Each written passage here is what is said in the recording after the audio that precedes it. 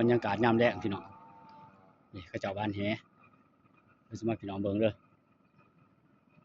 พี่น้องเบิ่งนี่เขาเจ้าบ้านแหยามแลงพี่น้องโอ้หลายพี่น้องหลายพูนพี่น้อง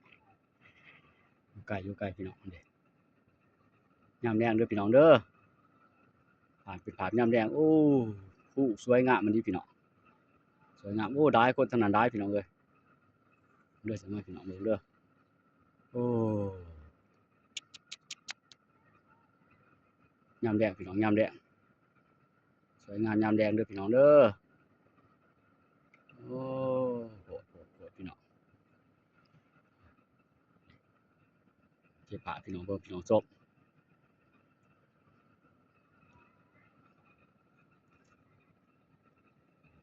ยามแลงพี่น้องยามแลงเด็กเขาเจ้าบ้านแคมทาแบบนี้แหละพี่น้องบ้านแคมทาหากินยามแลงส่วนนี้ก็มีเท่าเด้อพี่น้องมีเท่านำแหน่เด้อภาพพี่น้องเบิ่งพี่น้องชม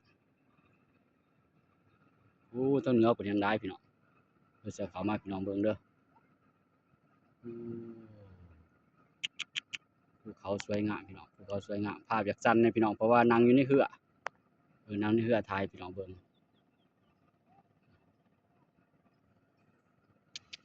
สวยงามพี่น้องสวยงามมันดียอมรับว่าสวยงามมันดี